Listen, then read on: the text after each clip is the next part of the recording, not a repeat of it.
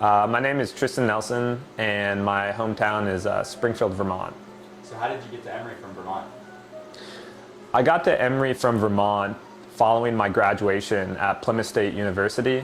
I wasn't sure exactly what my plan was following graduation, and a professor of mine had recommended the AmeriCorps Vista program to provide some quality volunteering experience and a break from school after graduation. So I gave it some consideration, applied, and I was accepted. I joined Habitat for Humanity in Washington County, which is the county where Emory and Henry is located. And after my AmeriCorps Vista service was up, it's a one-year appointment, I applied to a position at Emory and Henry, and Professor Tal Stanley was one of the people I interviewed with, and he invited me back to his office to talk about a different position than the one I applied to, and that's how I was originally brought to Emory and Henry working here. So now what is your role and your responsibilities? My role and responsibilities, my title is Research Coordinator, and my responsibilities consist of coordinating the overall efforts of the Newbern Archive Project. It's a collaboration between Emory and Henry College and the Wilderness Road Regional Museum located in Newbern, Virginia. Okay, so you're doing a lot of research and digging through archives, so what's your favorite find? Yeah, I'd like to talk about one particular case that I discovered a year and a half ago, early on in my work here at the archive. The case is about a girl, a free person of color, Susanna Finley. She was apprenticed out to Henry Patton in the 1830s. She was 12 years old.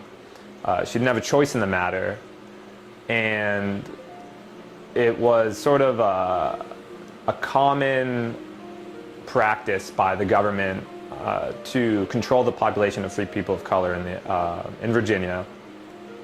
But what's exciting about the case is that I had discovered it in a box that hadn't been gone through by the museum and by the past volunteers at the museum.